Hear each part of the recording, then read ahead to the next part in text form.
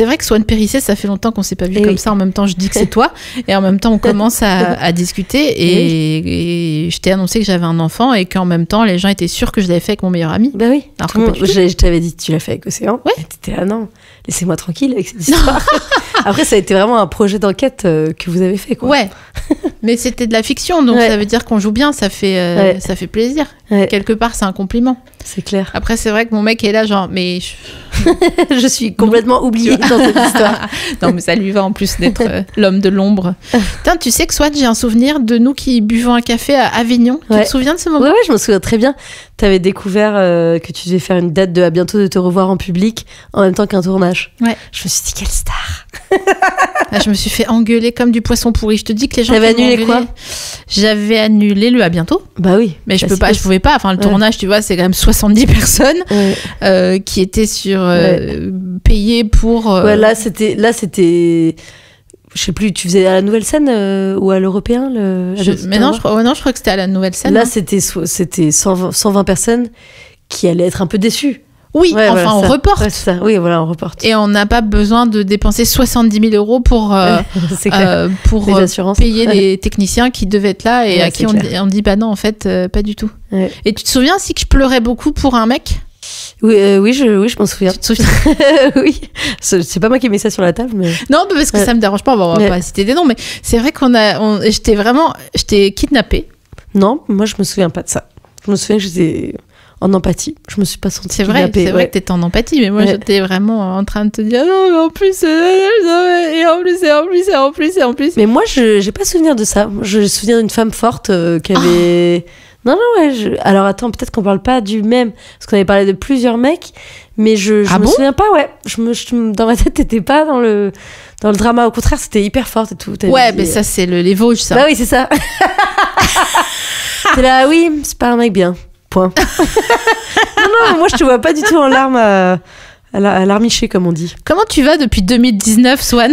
Waouh, qu'est-ce qu'on foutait à Avignon? Je me souviens plus. Je sais pas. Ouais. On zonait, on allait au parc. C'était au Frames Festival. Oui, c'était au Frames, bien sûr. Oui, c'était génial. L'un des meilleurs festivals pour aller voir des youtubeurs et youtubeuses. Je sais pas si on dit encore comme ça, car depuis 2019, je suis pas des créatrices de contenu. Ouais, de contenu. Ouais. Comment on fait pour faire une écriture inclusive avec le mot contenu? Écoute, ça va trop bien. Moi, j'avais commencé ma vie en faisant ma vie, mes envies artistiques en faisant du stand-up quand j'avais genre 19-20 ans. Je t'avais vu sur un sketch où tu parlais des États-Unis. Ouais, ça a été mon premier spectacle dont personne n'a jamais entendu parler, mais moi je m'en souviens. Et toi aussi, donc c'est super. Et après j'ai arrêté, j'ai fait que du contenu sur YouTube, puis sur les réseaux. Et puis j'ai repris le stand-up à fond il y a 2 ans, et je suis trop contente. Genre tu sais, quand je faisais des vidéos YouTube et tout, c'était cool, c'était une super carrière, je racontais quand même des histoires en faisant rigoler les gens. Mais là... tu sais, parfois je passe des journées fatiguées et le soir je joue devant 800 personnes, puis ça me redonne un peu d'énergie. Ah bah oui. Tu vois, je suis là, cool. Dès que j'arrive sur scène, je suis soulagée, alors que c'est censé être le truc qui me prend le plus d'énergie. Ça m'en donne en fait. Donc ça, c'est vraiment trop cool. Mais ça, c'est dingue quand même. Quand on est fait pour ça, il y a quand même un truc où dans n'importe quel état, tu peux vomir dans un sachet derrière le rideau. C'est vrai. Et quand on annonce ta présence, tu dis bah go. Ouais. Sans te brosser les dents et tout, t'y vas fond. Ouais, tu te brosses. C'est quoi ton processus avant de monter sur scène d'ailleurs? Je me brosse les dents, parce que là c'est sûrement le cas parce que j'ai mangé ce midi, mais j'ai toujours des trucs entre les dents moi. Ok. Donc c'est pas tant pour l'haleine et me sentir fraîche que pour la beauté du geste. Non mais ouais, je me pomponne moi, je me pomponne. T'aimes bien te pomponner avant la scène? Je suis dans ma bulle. Tu sais, ça m'est arrivé souvent de croiser... j'ai joué genre au Palais des Glaces longtemps, au Théâtre Édouard VII, donc sur des résidences quoi, genre tu joues 2-3 fois par semaine. Mais... et donc j'avais d'autres humoristes dans leur loge qui ont des copains, de la musique et tout. Moi je suis pas du tout fan avant de monter sur scène. Je mets un peu de musique, mais je suis tendue comme un string. Je suis pas là genre là, on va aller monter sur scène, on y va. Est-ce que tu le dis que t'es traqueuse ou tu fais style non, je vois pas le problème. Ouais, l'équipe le sait. Enfin, je suis trop contente d'être avec les potes. Là par exemple, j'ai joué à l'Olympia, ça c'était exceptionnel. Donc là on était avec toute l'équipe, on a bien rigolé, on a mis de la musique à fond et tout. Mais ouais, je suis plutôt On dirait vraiment sérieuse, une quoi. phrase de meuf qui sait pas s'amuser. Genre, C'est clair. on a mis Non, la mais- musique fort et tout, hein, chez... Bah, c'est exactement la vérité. C'est-à-dire que ça, je le trop fais mignon. de façon contrôlée. En amont, je dis, je vais être une personne cool, on mettra... Attends, tu savais qu'on pouvait mettre un... Comment ça s'appelle quand tu mets de la musique Un mouchard. La musique qui clignote et on te voit en décalé comme dans les années 90. Un stroboscope. Est-ce que tu savais qu'on pouvait mettre un stroboscope sur le téléphone portable? Non. Si c'est pas un truc de meuf cool, ça, je me demande bien ce que c'est. Quoi? On peut... Il y a une application Ah, c'est une appli? pour mettre un stroboscope Ouais. sur le téléphone portable.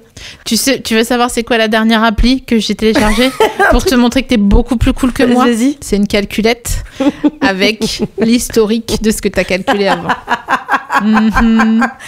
Ah ouais, donc t'es à 2 doigts d'avoir une Casio dans la poche, quoi. C'est coup dur. Alors, non, mais une petite calculette de comptable avec un rouleau, tu sais, pour pouvoir cocher les oui. trucs. Franchement, Ouais. si j'en trouvais une pas trop chère et puis après elle réassort des rouleaux, faut pas aller commander sur le Bon Coin Et oui, à un mec ouais. qui est typographe, tu vois, je sais pas Oui, quoi. c'est ça. Tu vois.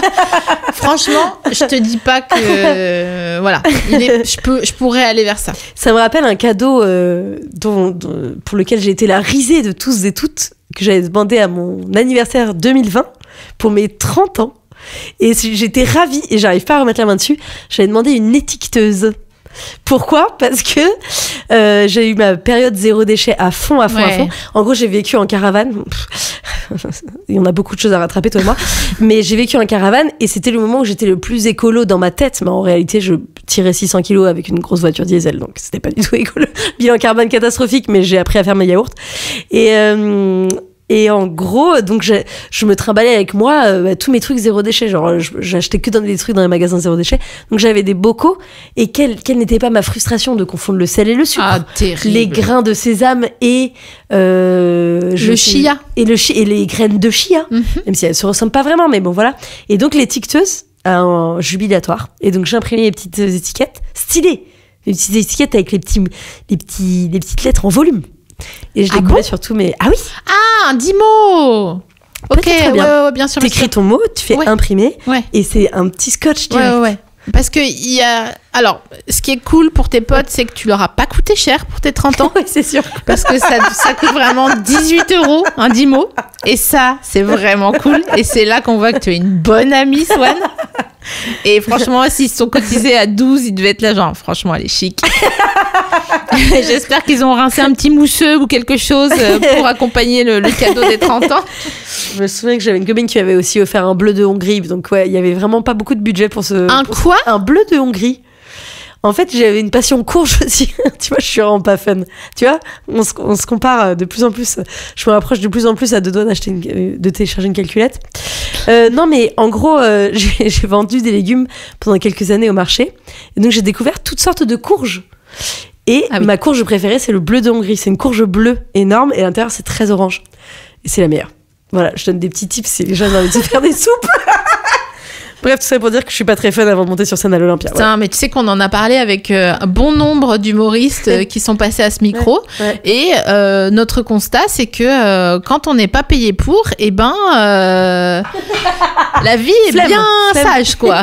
Non, mais c'est fou, je trouve, à quel Ouais. point... Enfin, maintenant, on nous dit plus... allez, fais-nous un de tes sketchs. Je pense Ouais, c'est qu'on- clair. On te le dit plus, toi, Ouais. non plus. Les gens... Si des gens qui connaissent pas très bien, mais ils insistent pas, quoi. Mais dans quel contexte? Bah, je sais pas, tu rencontres des gens en soirée dans des milieux où Ah ils traînent oui. pas avec des Faut gens aller qui en font du soirée. stand-up, forcément. Ok. Ouais, voilà, on s'arrête, exactement. Non, mais ça peut être des amis de la famille, des gens d'une autre génération et tout, ils peuvent te le dire quand même, fais-moi rire, ou Oula. on vous a vu à la télé, ou un jour, ou alors tu gagnes bien ta vie avec ça, ça arrive toujours. Ah hein. oui, bien sûr, bien sûr. Ça arrive toujours, ça. Ouais, Toi aussi. Oui, oui. Ouais. Ouais, après... Mais- ouais. Ouais. Mais, oui.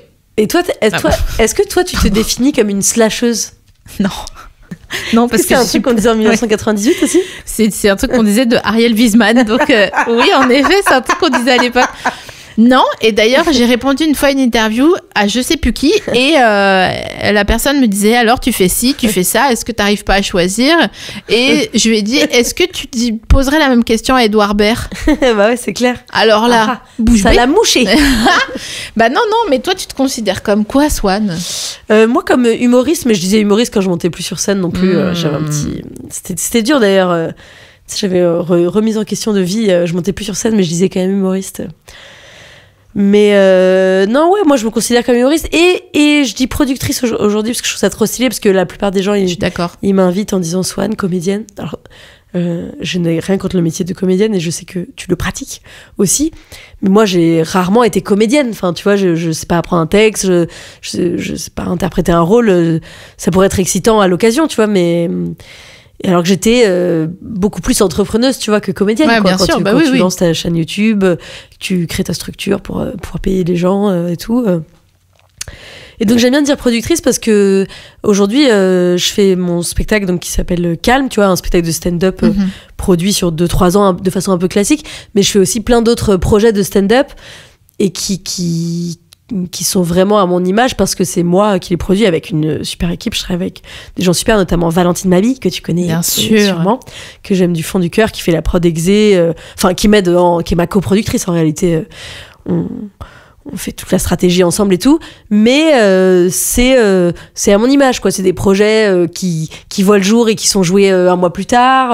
C'est incroyable ça quand même. Ouais, tu sais, je pense que c'est pour ça que c'est très important de préciser et de visibiliser le métier de productrice tel que tu le fais, parce qu'en fait, c'est quand même nouveau comme manière de produire. Tu vois, avant, nous, quand on a commencé la scène, etc., un spectacle, soit il était produit, et là, t'avais plus grand chose à faire. Soit tu le produisais et t'étais en galère. Enfin bon, tu pouvais pas non plus, par exemple, faire un Olympia. Ouais, c'est ça. En étant toi-même ta propre productrice. Il y a 15 ans, je suis pas sûre que ça aurait pu... Il y avait Verino qui l'avait fait, c'était pas il y a 15 ans, mais c'était plus il y a 8-9 ans.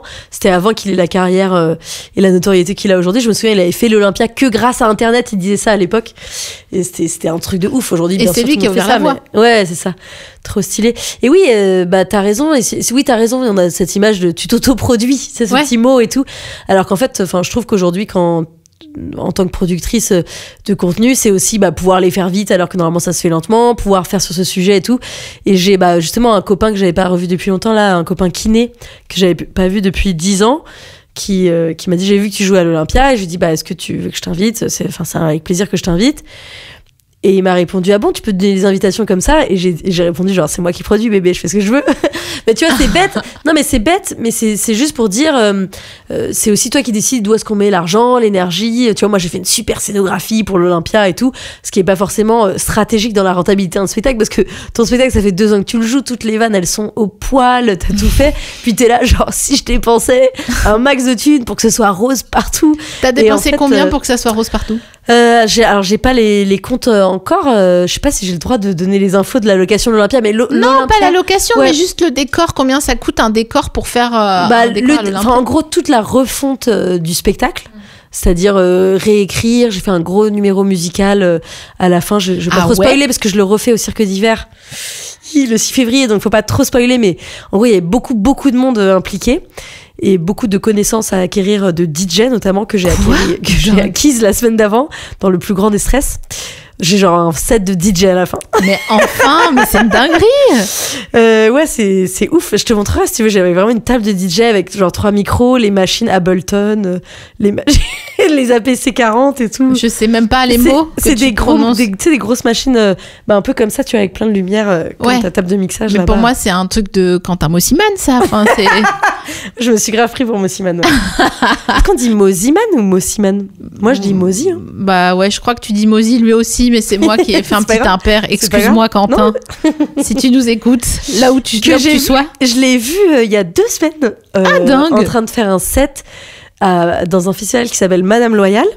Et donc, il m'avait gentiment invité, mais c'est une connaissance des réseaux, tu vois. Enfin, je l'aime beaucoup, je l'avais déjà rencontré pour de vrai, mais voilà. Et en gros, au milieu de son set, c'était genre au milieu d'un espèce de cirque d'hiver, tu vois. Bon, en fait, c'est pas un cirque d'hiver, puisque c'était une tente construite pour l'occasion, mais c'était vraiment un truc immense et tout. Et il a arrêté son set pour me faire la bise. J'avais l'impression de faire partie de la jet set. Ah, j'avoue. Mais t'as vu comment, à chaque fois que j'essaie d'être cool, je te sors des mots archi ringards. C'est vrai qu'il y a eu le mot jet set qui vient d'être prononcé. C'est qu'il y a un élan de cool, et après, tac, le mur. Mais tu sais, ici, c'est safe. Hein. Parce que en vieillissant, je me suis rendu compte, et après énormément de temps en thérapie, non, c'est pas les candidatons, c'est que je me suis rendu compte que j'étais beaucoup moins cool que ce que je pensais. Ah, mais beaucoup moins. Beaucoup moins.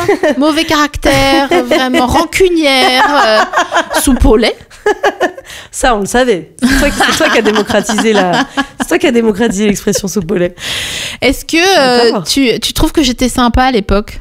Moi, j'ai toujours été impressionnée par toi. Je savais pas trop qui t'étais, en fait. Dingue. Je te voyais. Moi, moi, je suis une fan de la première heure d'À bientôt de te revoir. Ah, ça me fait je plaisir. Me disais en fait, je trouvais cette forme tellement différente de tout ce qui existait. Et encore aujourd'hui, il y a quand même pas beaucoup de podcasts sur scène. Il y en a beaucoup, mais avec interaction, avec cette originalité-là. Et d'ailleurs, toi qui es souvent sur scène, est-ce que tu te rends compte à quel point... L'autre jour, je prenais ma douche et je me disais... Putain, c'est fou parce que je suis tellement à l'aise maintenant sur scène. Tu vois, j'ai repris, comme tu le sais, j'ai racheté la marque et le catalogue et j'en suis productrice maintenant. Et au début de l'année 2025, j'étais un peu bonne élève. Enfin, tu vois, je me disais, putain, j'espère que les gens ils vont kiffer et tout parce que je suis partie 2 ans. C'est quand même pas rien dans le temps podcast. C'est comme le temps lesbien, un peu le temps podcast. Et... là maintenant, la 2e saison, je me disais sous la douche, putain mais tu sais que je serais capable de dire à tout le monde, ok, pouce, arrêtez votre install, on va faire l'interview genre dans le public. Ouais, ou ça. Alors je vais faire un tour à 4 pattes, tu vois, comme un chien, à monter les marches juste pour voir si je suis capable et on fait la course avec mon invité, tu vois. Bah, c'est génial, c'est aussi parce que je pense que c'est toi qui as les rênes maintenant. Donc t'as plus à... Alors il y a le côté je me prends pour une productrice indépendante cool qui est tu n'as plus à rendre de compte à personne, tu peux avancer, voilà. Mais il y a le côté qui est réel, c'est que t'as une équipe qui te suit quoi qu'il arrive et du coup t'as moins de gens, je suppose, même s'il y a beaucoup de gens vu la qualité de ce que tu mets en place qui travaillent, mais t'as moins une feuille de route à suivre ou un... Bah en tout cas il y a moins d'intermédiaires. Ouais, c'est ça. Ouais. Et ce qui est commun à nous deux, c'est que le fait d'être en le mot production. Attends 2 secondes, excuse-moi. En charge, merci, putain, waouh. Ouais, t'inquiète. No, it's okay baby. Le fait d'être en charge, c'est vraiment d'autres responsabilités, mais c'est aussi que tu peux dire et si? Ouais, exactement. Ah, je connais trop ce mot avec l'étincelle et tout. Est-ce que c'est pas le meilleur moment? Ouais, c'est trop bien. Bah moi, je fais tout le temps ça. Émilie, qui travaille avec moi, qui est dans la pièce. Je sais pas si on a le droit de le dire. Oui, bah oui. C'est pas une garde à vue. Moi, le sait très bien, mais genre, à chaque fois, je regarde Valentine et je suis là.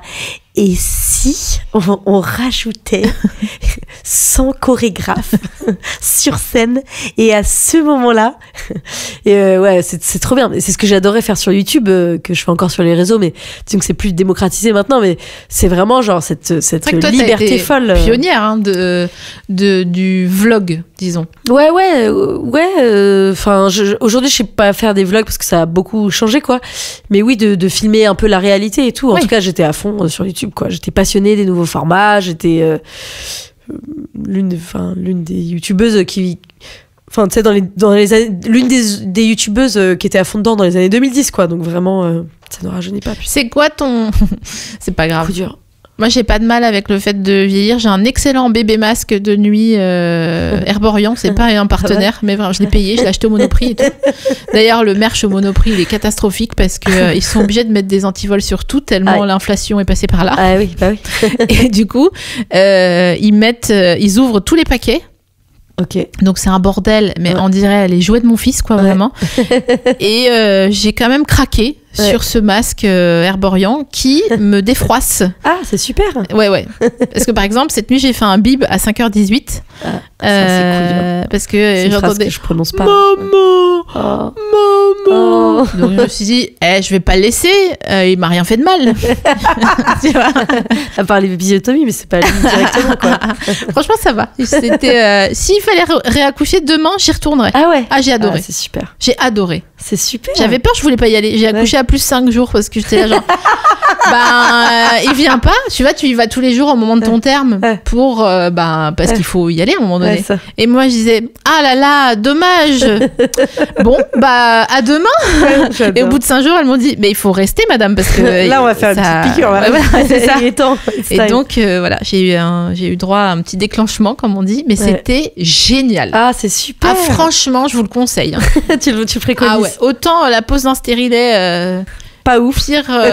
C'était l'époque où on jouait en même temps, d'ailleurs, que dans les comédie clubs que je parlais de mon stérilet, où la meuf m'a quand même mis une sorte de petit pistolet à colle dans la chatte.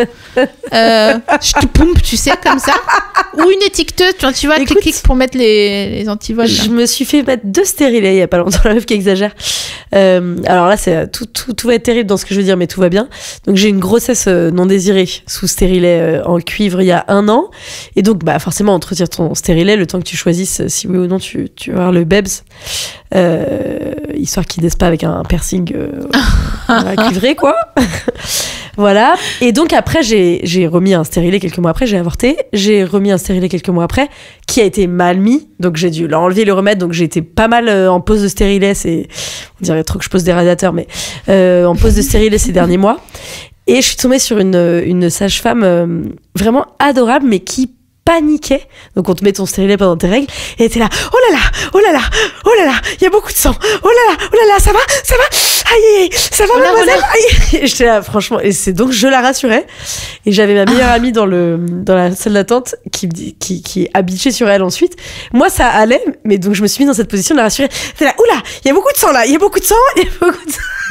Et je me suis dit, je pense pas que c'est la meilleure attitude à adopter quand. Pas le meilleur métier non plus à adopter quand on a un peu peur du sang. Ah ouais. Tu vois.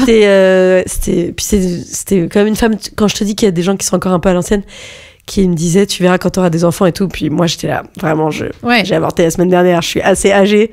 It's not the time. Et elle me dit, vous verrez quand vous aurez des enfants. Elle était très. Ils veulent pas comprendre quand tu veux pas d'enfants, que tu veux pas d'enfants. Je trouve qu'il y en a qui comprennent, mais il y en a qui comprennent pas. Ouais. Enfin, ou il y en a qui. Voilà, donc moi, j'ai peut-être hâte d'avoir peut-être 42, 43, parce que je pense qu'on ne pose plus la question à ce moment-là. En fait, quand j'imagine que on me dit c'est pas trop tard, enfin tu vois, genre allez, il y a jamais de bonne place quoi en fait. 42 is the new 37. Vraiment, laisse-moi tranquille sinon peut-être. Ouais, attends, j'allais te demander un truc par rapport au fait que tu sois productrice tout à l'heure, comme je retiens. Déjà, il y a des petits crochets avec les gens, c'est des manteaux et moi c'est les idées et les questions que je veux te poser. C'est quoi ton rêve de et si? Ouais. Ah ouais, j'adore. Alors mon rêve de et si, ça serait de produire 1 fois par mois un espèce de spectacle stand-up politique hybride.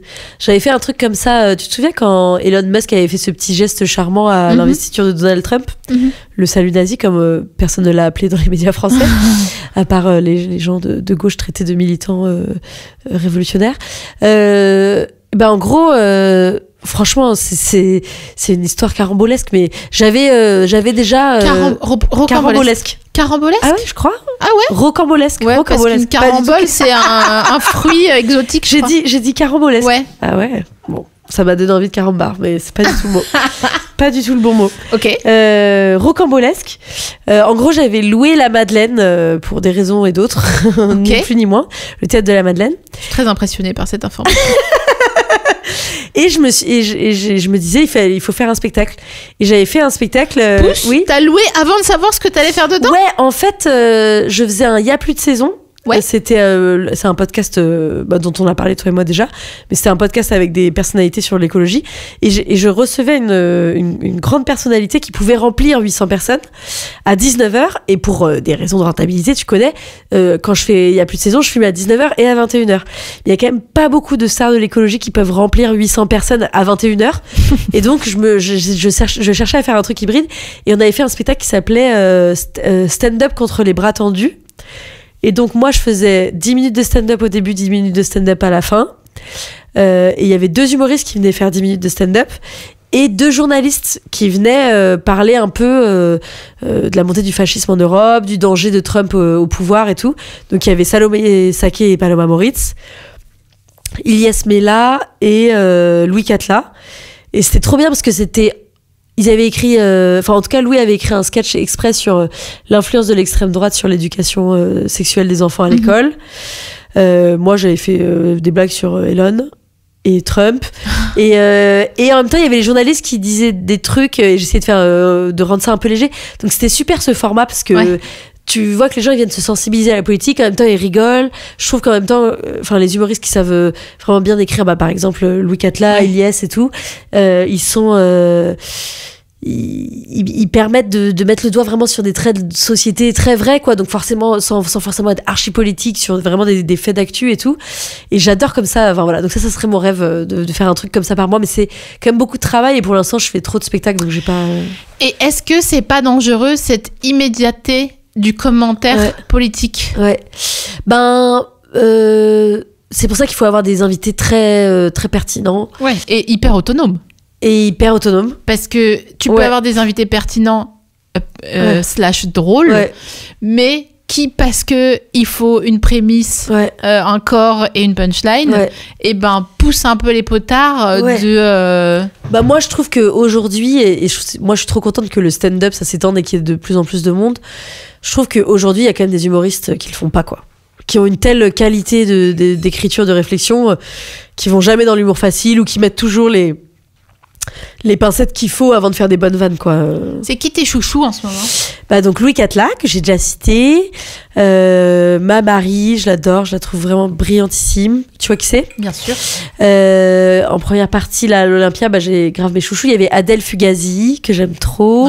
Félix Junier. Ah, je connais pas Félix Junier. Ouais, il est super. Il joue à la Comédie de Paris. Il fait de l'humour absurde, brillant. Je dirais que ce que je trouve génial chez lui, c'est qu'il tire ses act-out très très très très très très très très très longtemps. C'est quoi un act-out? Un act-out, toi tu le sais, mais c'est pour le public, non? Non, je sais pas. En gros, tu sais, c'est comment tu construis une vanne. Tu dis, donc il y a la prémisse dont tu as parlé, après il y a la vanne, et après il y a le jeu de la vanne, tu vois. Donc qu'est-ce que je pourrais te donner comme exemple? Tu peux prendre des fruits en exemple. Non. Des fruits? Non, attends, c'est pour ça que j'ai arrêté le stand-up. Je te dis une vanne terrible que je vais faire dans un spectacle que je fais là qui s'appelle Sex Up, qui sera disponible en ligne. C'est que sur le cul. Je raconte que la dernière fois, j'ai couché avec un mec et je dois partir, je sais pas, il est 2h du matin, je dois partir et il me propose gentiment de me rhabiller. What? Que lui et donc en fait je sens que c'est bizarre mais en même temps je trouve ça mignon. Je me dis c'est vrai que dans le sexe on se déshabille, tu vois, on se déshabille les uns les autres, mais jamais on se rhabille, tu vois. Et je dis, il commence à me remettre ma culotte et je suis là, attends, arrête. Et j'ai une image parentale, en fait. C'est pour ça qu'on se rhabille pas. C'est qu'en fait, ça nous rappelle nos parents. Et je dis, arrête. J'ai dit, on dirait ma mère. Est-ce qu'il t'a mis de la bépantane sur le zizi? Et je dis, voilà, donc ça c'est, tu vois, c'est un peu la vanne. Après la vanne, ça fait comment ça fait foutu pour foutu, j'ai commencé à l'appeler Christine et je lui ai demandé si elle était fière de moi. Et donc ça c'est un peu la vanne, mais l'act out c'est vraiment de faire arrête et de faire le mime, quoi. Donc l'act out c'est de jouer ta vanne, tu vois. Pourquoi je disais ça? Ah oui, et donc Félix il tire ses act out, il peut faire une vanne, une phrase, la répéter jusqu'à ce que tout le monde pleure de rire. Tu sais qui est bon en act out? Dis-moi. Alors attends. Qui est bon act out? Thomas VDB, Yacine Bellous, Ricky Gervais, bien sûr. Quand il fait le... Waouh, les mots. Les Ouais. mots, hein. Ouais, les mots, c'est quelque chose. Les mots, c'est génial. Hein. Moi, j'adore. J'adore les mots. Je suis une fan. Mais je suis folle de mots. Hein. Mais c'est vrai. Mais attends, c'est vrai que toi, t'es une folle de mots. T'as vu, Une folle de mots. Je te donne Merci. la porte de sortie. Non, sur son sketch où Hitler rencontre Nietzsche J'ai pas le sketch en tête, mais. Ouais. en enfer. Ouais. Bon, allez voir le sketch. On le mettra en description. Et on le sait tous que quand il y a des vannes avec Hitler, faut bien la faire, quoi. Parce que Ouais, c'est clair. tu te trompes de verbe et ça change tout le sens. J'en connais pas des vannes avec Hitler, je me rends compte. Ah bon? Ouais, ah bah il y avait celle-là de Ricky Gervais. Ouais. Mais J'en ai fait une il y a pas longtemps. Ah. Je disais que je jouais à l'Olympia et que j'étais dégoûtée parce que ça appartenait à Bolloré. Ouais. Et donc je dis j'ai essayé d'annuler et tout. Je me suis dit je vais jouer au Casino de Paris mais ça appartient à De La Charrière. Je me suis dit je vais jouer au Folies Bergères mais ça appartient à Lagardère. Je crois que c'est le contraire en vrai. J'ai dit vous avez vu comment tous les noms de connards riment avec Hitler? Et voilà, et je l'enchaîne. Mais tu vois, c'est pas vraiment sur Hitler. C'est pas vraiment dans les comportements. C'est pas de la sociologie Après, c'est vrai hitlérienne. que de nos jours, à part si tu montes une tente à Bagnolet, tu peux pas jouer dans un endroit Ouais. où c'est quelqu'un de bien qui perçoit tes dividendes. Ouais, pas les grandes salles. Je crois qu'il y a le Trianon qui est encore indépendant. Mhm. La Cigale, je suis pas sûre. Non, la Scala et le Trianon. Ah, la Scala. Voilà, quelle ce sont belle des salles salle. indépendantes, mais bon, il y a aussi d'autres qualités et défauts à jouer dans plein de lieux. Oui, Enfin, bien en effet, sûr. tous les milliardaires, et d'ailleurs des milliardaires bien, il y a des milliardaires de gauche. Hein. Il y en a un, celui qui possède Radio Nova, là. Ouais, tous appartiennent à des grandes fortunes, quoi. Et T'aimerais c'était pas le bien- cas il y a 10 ans, apparemment. T'aimerais bien être milliardaire, toi? Non, je pense pas. Millionnaire? Ouais. 100 millaires? J'aimerais bien être 100 milliards, ouais. Ouais. Ouais, 100 milliards, ça serait cool. T'es à combien d'être 100 millaires, là? Un emprunt 25 ans, quoi. Ouais. Voilà. Ouais, Ouais. on n'est pas 100 millaires. Non, on n'est pas 100 milliards. Mais parce que t'investis. Bah ouais, mais j'ai investi dans la banque. J'ai emprunté de l'argent à la banque, quoi. T'as emprunté pour faire des... Pour pouvoir acheter un appartement. Ah, t'as acheté un appartement? J'ai acheté un Mathilda. appartement que je vais transformer en biosphère en février. De quoi? C'est genre un espèce vas d'appartement faire pousser vivant. de la C'est genre un beuh. appartement archi écolo. Et Vas-y, dis-moi dans lequel des il y a mots. genre des toilettes sèches, mais des toilettes sèches particulières, ça s'appelle des toilettes vivantes. Dans laquelle il y a des larves qui Non. transforment ton caca en copeaux de bois en 3 quarts d'heure. Mais meuf... C'est incroyable. C'est le plus beau jour de ma vie. Attends, raconte-moi comment Comment on j'en en suis est arrivée là arrivé là. Bon, déjà, il y avait la camionnette. Il y avait la... Je dis exprès. Hein, Ouais, la ouais, camionnette. tu me provoques là. Il y avait Tatiana, je l'appelais Tatiana, c'était ma caravane. Oui, en gros, moi j'ai toujours adoré faire des trucs écolos et j'ai toujours trouvé ça intéressant, les maisons qui te permettent de pas dépenser trop d'énergie, économiser de l'eau, etc. Je trouve qu'on est dans des systèmes absurdes, bah, on le sait, les inégalités, enfin on est dans un système absurde, mais ça se voit encore plus à l'échelle d'un appartement ou d'une maison. Tu construis une maison par exemple et après tu vas mettre des radiateurs à l'intérieur pour avoir très chaud, donc tu dépenses plein d'énergie, plein d'électricité, donc notamment nucléaire, alors que tu aurais pu mieux l'isoler ou des trucs comme ça. Je te sûr, simplifie. Et il y a des gens qui bossent là-dessus qui sont des fans de low tech, donc low technologie, c'est le contraire de high tech. Et donc j'ai rencontré ces gens, donc Corentin de Châtel-Perron, Caroline Pull, c'est le Low Tech Lab à Concarneau.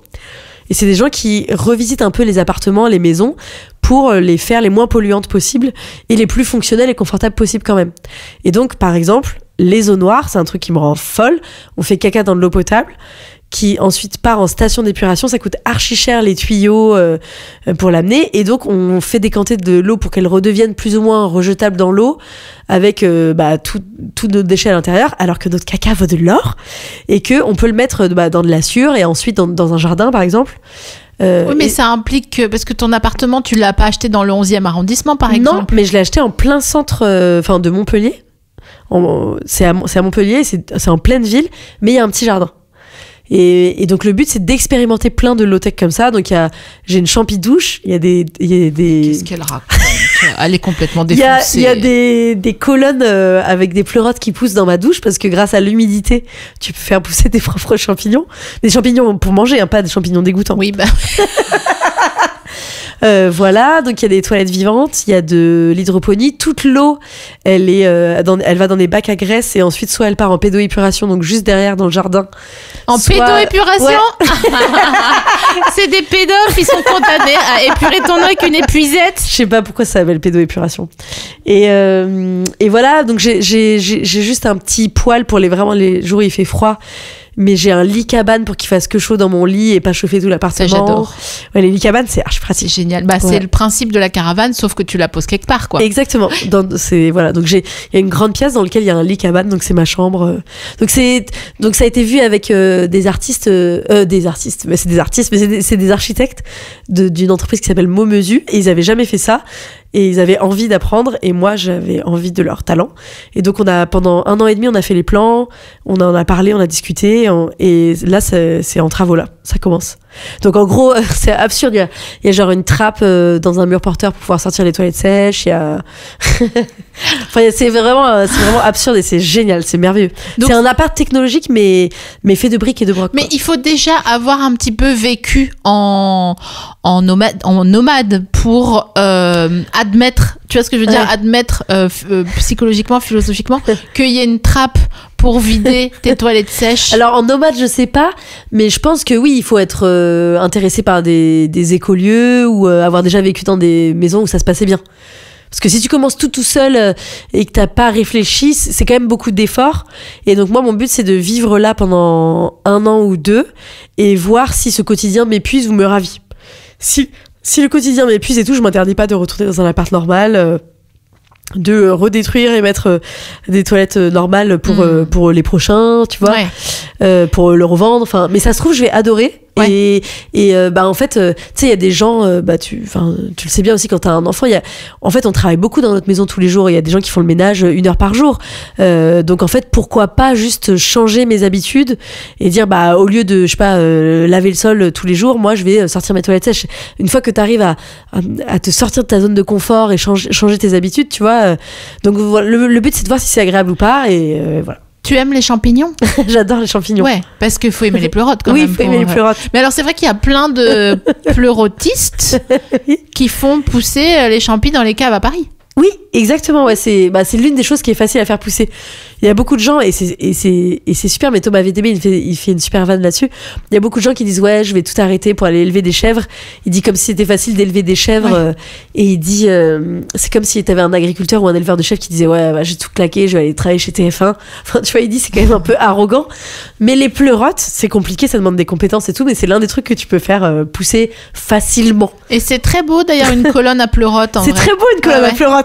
Et écoute, je suis ravie que tu Non, mais j'aime bien l'idée de la colonne à pleurotes, et comme j'ai appris, du coup, vu que j'ai un restaurant, où est-ce qu'on achetait nos pleurotes, donc dans des caves à Paris, dans le 20e là-haut, il y a des feux d'artifice le soir. Bon bref, ça veut dire qu'ils ouvrent le four à pleurotes. Mais le problème, c'est que moi, j'aime pas les pleurotes, donc du coup, je suis dégoûtée. Donc, je les vois arriver dans leur colonne à pleurotes, là, la belle colonne à pleurotes. Tu peux faire pousser des salades aussi facilement dans les tuyaux comme ça, en hydroponie, hyper facile. J'aurais un mur à salade. C'est genre avec des tuyaux de PVC, enfin en PVC, tu fais des trous avec un décapeur et et tu fais, en fait, c'est en hydroponie, donc ça veut dire que c'est des nutriments que tu mets dans de l'eau qui font pousser. T'as pas besoin de terre en fait. C'est ça qui est intéressant dans l'hydroponie. C'est pour ça, les pleurotes c'est pas vraiment de l'hydroponie, mais c'est pour ça qu'il y a plein de gens qui arrivent à faire pousser des choses dans Paris. C'est que t'as pas besoin de terre. Il y a plein de techniques tout à fait écologiques, parce que t'économises de l'eau pour faire pousser plein de légumes sans espace et sans terre. Ils font beaucoup ça dans les grandes villes asiatiques aussi, qui sont très très condensées sur les toits des immeubles et tout, et c'est des vraies questions intéressantes pour nourrir des populations de citadines, quoi. Est-ce que par exemple tu vas quand même avoir des prises secteurs dans ta maison? Ouais, j'aurai des prises secteurs. Il y a plein de trucs pas écolos dans la maison, genre je vais avoir des plaques électriques. Dans les lieux très écolos, tu sais, ils font que à manger avec le soleil ou avec le bois et tout, et c'est long de ouf. Genre pour faire des œufs au plat, ça met genre 1h30 avec du gaz que t'as fabriqué toi-même avec ton caca, et enfin le caca de cheval et du pain sec. Sûr, voilà, du méthane. Genre il y a des méthaniseurs qui existent que tu mets dans le jardin et tout, mais j'ai vraiment fait le choix que moi, quand je voulais un café, je le voulais tout de suite, tu vois. Mais pourquoi pas au gaz, du coup? C'est pas bien le gaz? Le gaz c'est super, mais le gaz du méthaniseur que tu fais toi-même, ça devient hyper technique, mais j'adore. Moi j'adore parler de ça. Ça c'est long. Quand tu fais toi-même ton gaz avec ton méthaniseur, il faut qu'il y ait les bonnes conditions, il faut qu'il y ait du soleil. Une petite bonbonne de Oui, je pourrais avoir une bonbonne, mais j'ai choisi de l'avoir électrique pour des raisons d'efficacité. Voilà. Non, mais j'ai hésité à avoir du gaz. Puis je mets pas mal le feu aussi. C'est quelque chose que je fais souvent. C'est Moi, vrai. j'ai provoqué plusieurs incendies dans ma vie. Ouais, je suis très très distraite. C'est quand ton dernier incendie? Waouh. C'était à Los Angeles. Waouh. En janvier, quoi? Non, je crois que c'était en 2000. C'était en vrai en 2018, je crois, hein, 2017, C'était il y a 2018. pas assez longtemps. C'était il y a pas assez longtemps, on est Ouais. d'accord, ouais. Et j'ai vraiment mis le feu avec les pompiers et tout. Genre, j'ai provoqué mis un incendie T'as dans. mis le feu à quoi? Bah, en gros, j'ai fait bouillir de l'huile What? et pour faire des onion rings. Et j'ai levé le couvercle de l'huile qui était à peut-être 250 degrés. Et je pense qu'il y avait des petites. Je sais pas pourquoi, mais il y a eu. Ça s'est embrasé. Donc, toi, t'as un resto, tu sais très bien que quand t'as une poêle qui s'embrase, faut mettre un couvercle dessus. Moi, je savais pas. Donc, j'ai pris. Et je suis allée à gauche, à droite, en paniquant. Ça a fait de l'huile sur la droite, de l'huile sur la gauche. Et après, ça a carbonisé la hotte, tous les placards du dessus. Il y avait les produits ménagers. Non. Ouais, ça va hyper vite. Franchement, je pense en 1 minute 30, j'avais déclenché l'incendie. Oh waouh. Et donc, on a appelé les pompiers. Ils ont dit, est-ce que c'est un extincteur? On n'était pas chez nous, on était chez la grand-mère de mon ex. Et il a dit non. Il a dit couper l'électricité, fermer les portes et sortir de la maison. Ouais. Fin de l'histoire. Ils sont arrivés genre 15 minutes plus tard. C'était à Pétaouchnock. Mais la maison avait brûlé entre temps. Non, la maison n'a pas brûlé, mais la cuisine a brûlé, ouais. Ouais, j'ai trop honte. Donc en fait, c'est pour ça que je prends pas de flamme. Ouais. Tu fumes pas du coup, non? Je fume pas, non, impossible. Surtout pas au sud de la l'île Maginot, Swan, hein. Surtout pas au sud de la ligne Maginot, ouais. Ça me fait trop peur. En fait, non. Qu'est-ce qui te fait le plus peur entre les incendies, l'eau et le vent? Les incendies. Ah ouais. Ouais, les incendies. J'ai vu le film sur le bus. Là, il y a un film sur Netflix, je crois, ou sur Canal. Non, je crois que c'est sur Canal.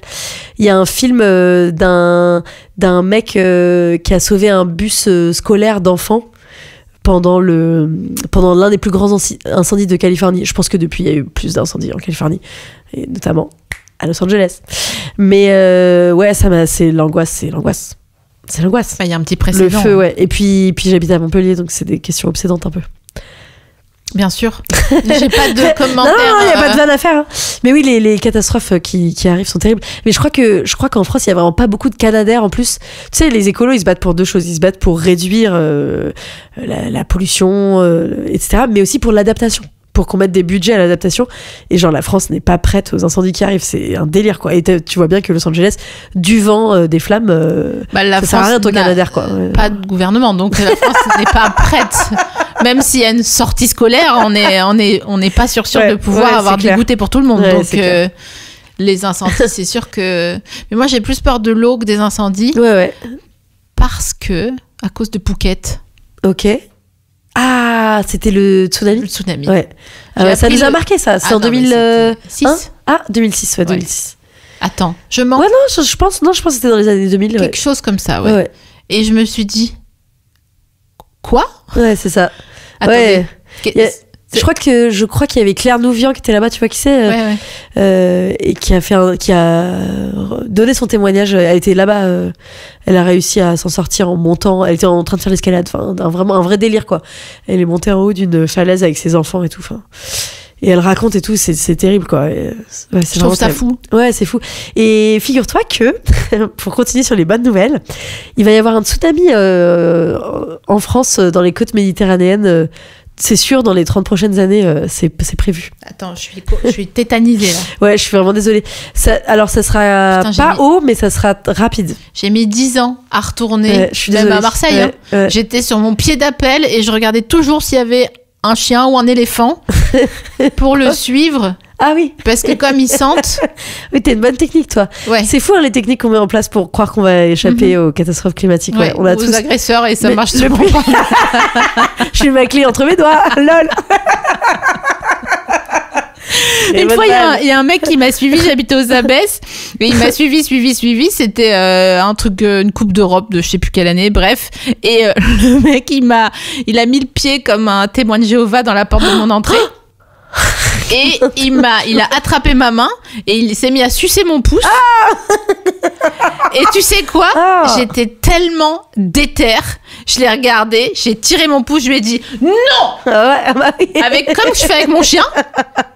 Et je l'ai poussé dehors. Et j'ai fermé la porte et il tambourinait contre la porte comme ça. Il disait, je vais te baiser. J'étais là, non. Et je suis remontée chez moi.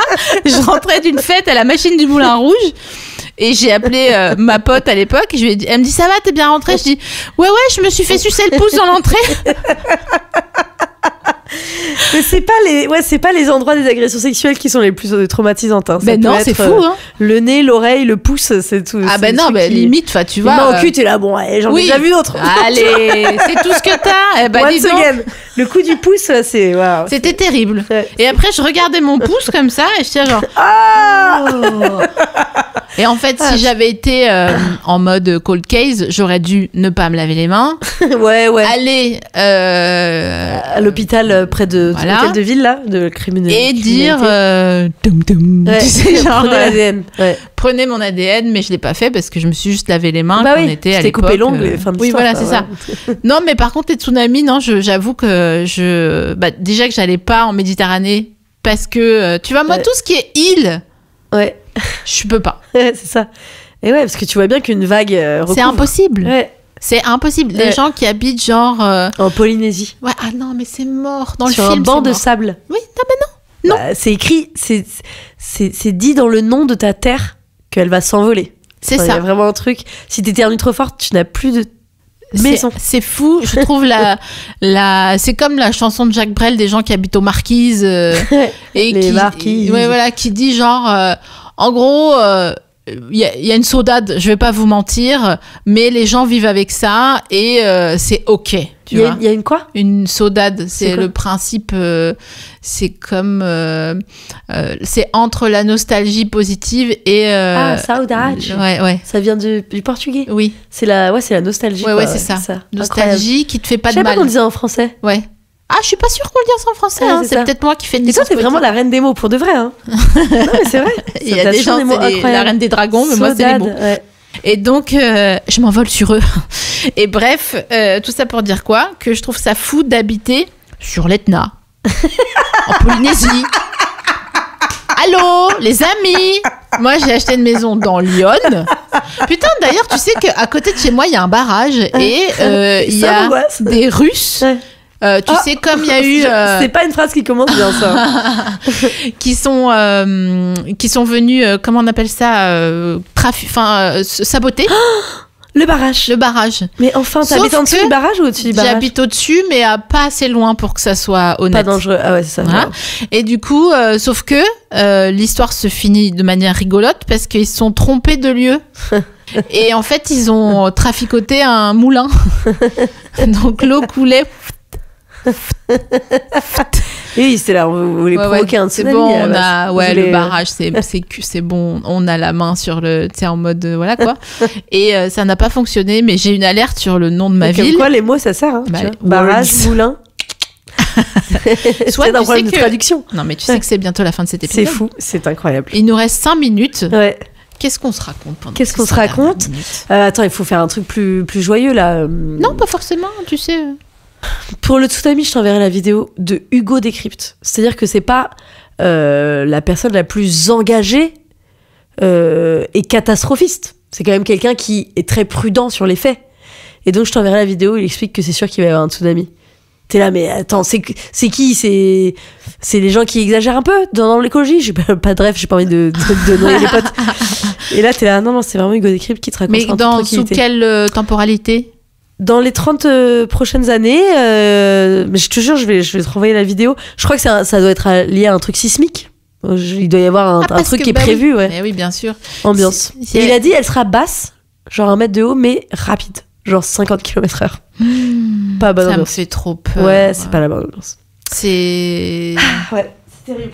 C'est terrible. Et alors, raconte-moi, ta maison, elle est où? À moins que tu aies déjà raconté ça dans un autre podcast. Non, pas trop. Elle est vraiment au milieu de nulle part, dans un endroit où on ne paye pas une cabane 1,5 million d'euros, au motif que Django Reinhardt a vaguement passé un hiver là-bas, tu vois. Ça, parce que c'est le cas dans le département, les départements voisins du 75, vers Fontainebleau et tout là-bas. Vraiment, c'est cher. Et t'es là, genre, mais elle est où la chambre? Parce que Parce qu'il y avait un château qui avait appartenu, mais maintenant c'est plus que des ruines, quoi. Oui, Ouais, puis que c'était le début des congés payés, donc les gens allaient se baigner au bord de la Seine. Je suis là, genre, mais c'était il y a 120 ans, que j'en peux, moi, tu vois, c'est pas mon dos. Mais t'habites en région parisienne? J'habite un peu plus loin, dans Lyon. Et en fait, c'est une maison qui est au milieu d'un village où il n'y a pas eu de deuxième tour. Donc, tu vois, je te donne la colonne moins.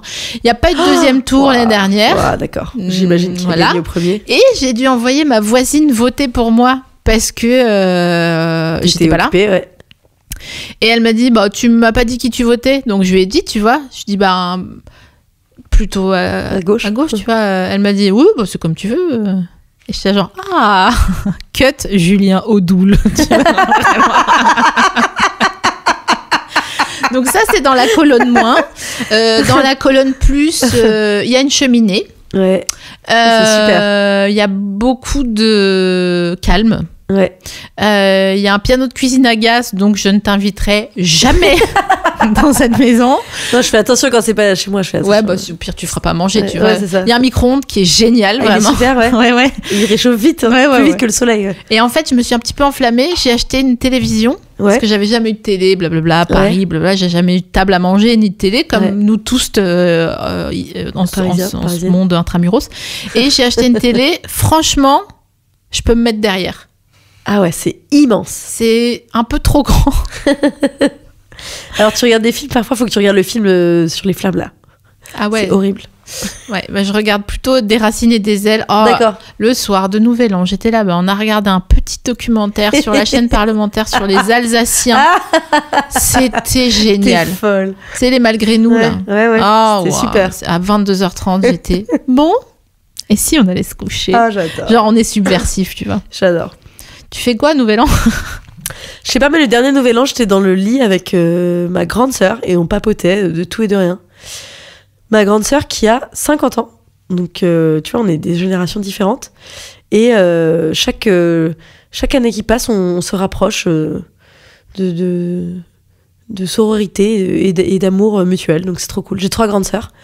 Et j'ai l'impression que c'est toujours des femmes qui reviennent dans ma vie à des moments où on s'est un peu oublié, mais on s'est moins croisés et tout. Et puis elles reviennent et elles ont une expérience de vie et on a plein de choses à se raconter. C'est incroyable. Donc c'était vraiment un trop bon Nouvel An. J'ai trop envie de venir parce que j'ai pas de sœur et j'aimerais bien avoir une sœur. Ouais, je t'en passe une si tu veux. Ouais. Alors laquelle? Celle que j'aime le moins. Attends 2 secondes. Merci de nous avoir rejoints pour cet épisode. Un immense plaisir. Et je viens te voir dans tes diverses productions. Ouais, c'est vrai, tu vas venir le 6 février au Cirque d'hiver. Je vais venir le 6 février aussi au Cirque d'hiver. Écoute, c'est... tu auras la surprise de la fin. Tu comprendras, tu diras, c'est pour ça qu'elle est productrice. Elle veut dépenser tout son argent. Vraiment. Pour une surprise de 1 minute. Bisous, Swan. Bisous.